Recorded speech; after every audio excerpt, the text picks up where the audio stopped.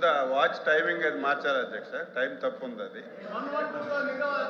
తర్వాత నిన్నైతే బిఎస్సీ ఇప్పుడు ఇక్కడ కూడా బిఎస్సీ జరుగుతుంది. అయితే నిన్నైతే బిఎస్సీలో ఒక డెసిషన్ తీసుకున్నాం అధ్యక్ష. క్వశ్చన్ అవర్ అనేది కంపల్సరీగా 1 అవర్లో కంప్లీట్ చేయాలి.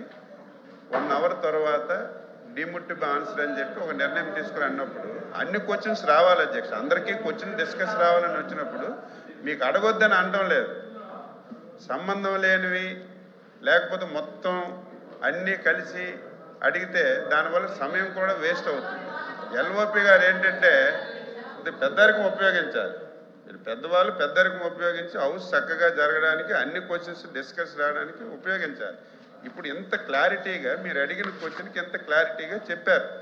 రహీజా అనేది ఒక రియల్ ఎస్టేట్ వ్యవస్థ కాదు. రహేజా వాళ్ళు బిల్డింగ్లు కట్టిన తర్వాత ఆ బిల్డింగ్లో కూడా చాలా పరిశ్రమలు వచ్చాయి. ఆ పరిశ్రమల ద్వారా లక్షలాది మందికి ఉద్యోగాలు వచ్చాయని స్పష్టంగా చెప్పారు. ప్రూవ్ అయింది హైదరాబాద్లో. అదే పద్ధతిలో విశాఖపట్నం కూడా చేస్తున్నారని చెప్తే మళ్ళీ డొంక తిరుగుడుగా రియల్ ఎస్టేట్కి ఇస్తున్నామని మంత్రి గారు చెప్పారు, ఒప్పుకుంటున్నారు. ఆ రకంగా మాట్లాడడం విధానం కాదు. ఏదైనా కొత్తగా అడగండి. మీరు మంత్రి గారు చెప్పారు 5 కంపెనీలు కానీ, లేదు 6వ కంపెనీకి ఇచ్చారు, ఈ కంపెనీకి ఇచ్చి మీరు చెప్పడం లేదు 99 పైసలని. అలాంటివి అడిగితే చెప్పడానికి సిద్ధంగా ఉన్నాం. కానీ సంబంధం లేని క్వశ్చన్స్ వేసి సమయం మీరు ఎంతమందిగానే ఇవ్వచ్చు. 10 గంటలు 1 గంట సేపు అయిన తర్వాత లిమిటెడ్ ఆన్సర్ అని చెప్పకుండా అన్ని క్వశ్చన్స్ వచ్చినట్టుగా చేయమని మా విజ్ఞప్తి. మంత్రి గారు ఓకే. మాధవరారు సూట్గా మీ డౌట్ ఏమైనా ఉంటే క్లారిటీ కావాలంటే అడగండి. ఆన్సర్లో నాలుగో ఆన్సర్ సార్. 4వ సార్ మీరు చూడండి. జిఓఎంఎస్ నెంబర్ 56 ప్రకారం విశాఖపట్నంలో Raheja corps real estate private limited hill number 3 మధురవాడలో 27.1 ఎకరా 99 పైసలకి ఎలా ఇస్తారు అని అడుగుతున్నా సార్. రియల్ ఎస్టేట్ సంస్థకి వాళ్ళు అడిగింది మేము అదే. కానీ ఈ 99 పైసలు పెట్టుకొని మీరు ఉద్యోగాల పేరుతోటి డేటా సెంటర్ వచ్చింది. ఇప్పుడు మీరు ఏం చెప్పారు, బెంగళూరులో వచ్చింది, హైదరాబాద్లో వచ్చింది. మీరు మాట్లాడితే నేను మాట్లాడాల్సి వచ్చింది. మీరు ఏదైతే చెప్పారో డేటా సెంటర్ తీసుకొచ్చారు, మేము తీసుకొచ్చి మీరు కంటిన్యూ చేశారు. మేము అప్రిషియేట్ చేస్తున్నాం మిమ్మల్ని కూడా, కాదనట్లేదు. కానీ అధ్యక్ష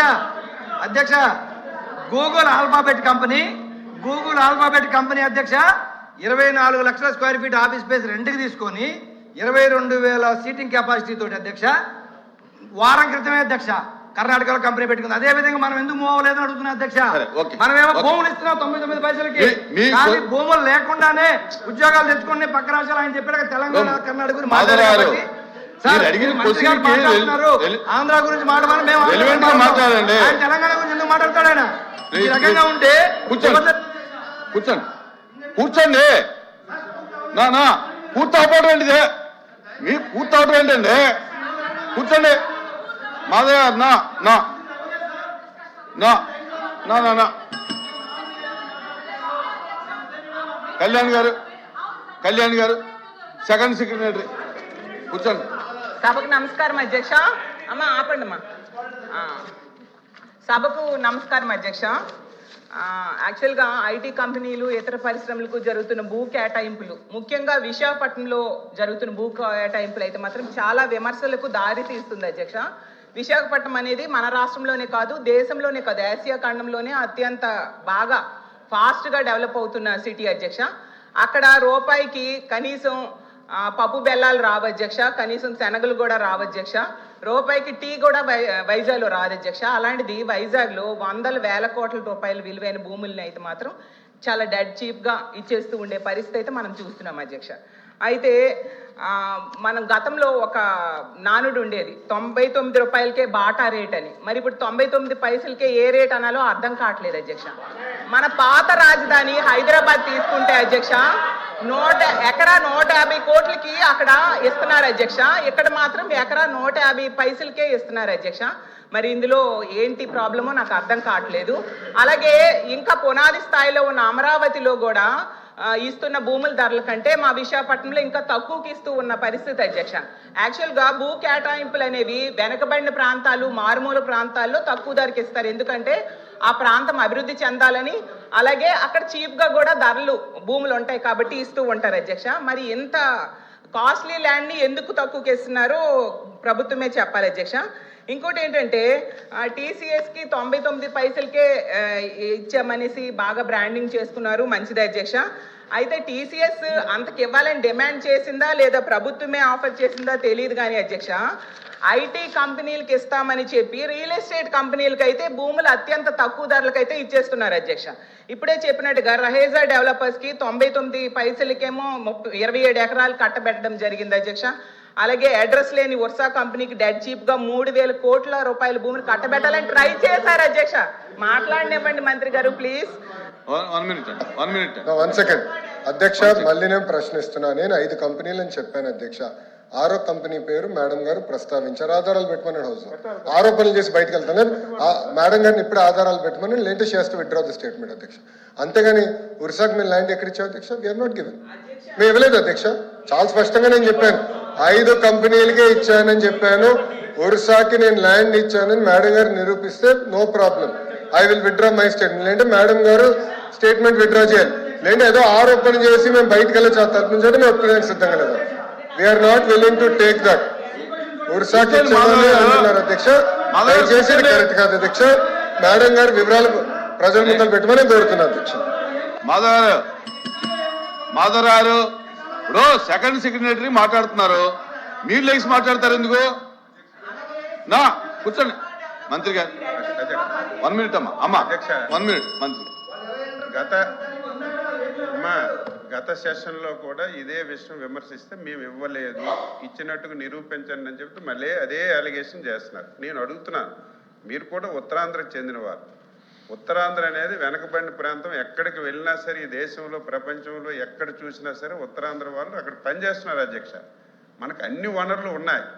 ఉన్న వనరులు ఉపయోగించుకోకపోవడం వల్ల మన దగ్గర ఉన్నటువంటి చదువుకున్న యువకులందరూ ఉద్యోగాలు లేక నిరుద్యోగ సమస్యతో బాధపడుతుంటే ఈరోజు మీకు ఒక చెప్పండి, నిరుద్యోగ యువకులకి ఉద్యోగాలు ఇవ్వాలనుకుంటున్నారో ఇవ్వకూడదు అనుకుంటున్నారో దానికి మీరు చెప్పండి.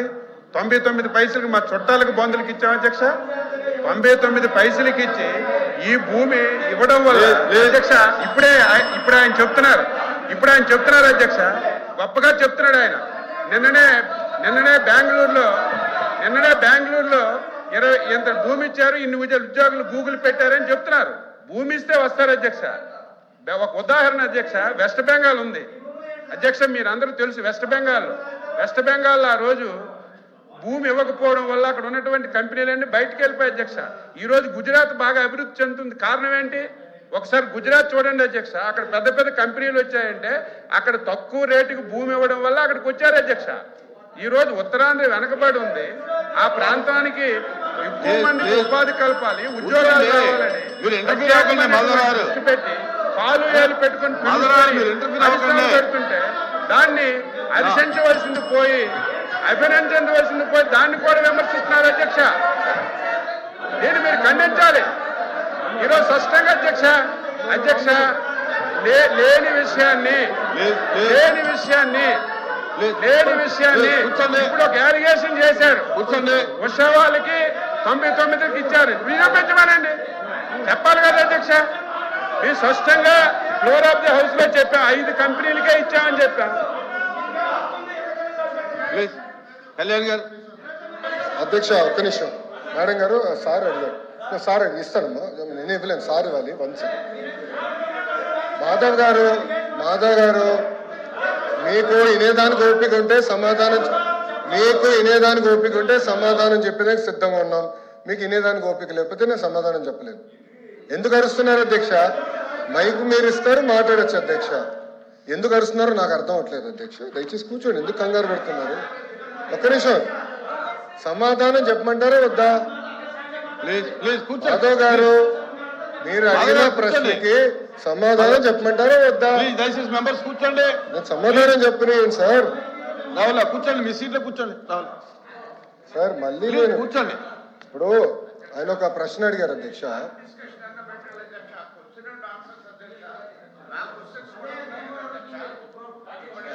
ఇప్పుడు అధ్యక్ష నన్ను సమాధానం చెప్పాలి అధ్యక్ష, ఎందుకంటే మంత్రి గారు మాట్లాడతారు. కూర్చోండి వీర్రాజు గారు కూర్చోండి. కూర్చోండి ప్లీజ్, మెంబర్స్ కూర్చోండి. అమ్మా 2000 మాట్లాడదు కూర్చో.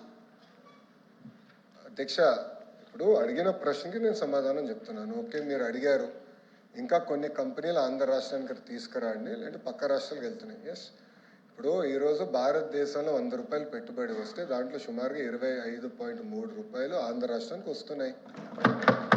25 పూర్తి చేయలేదు సార్.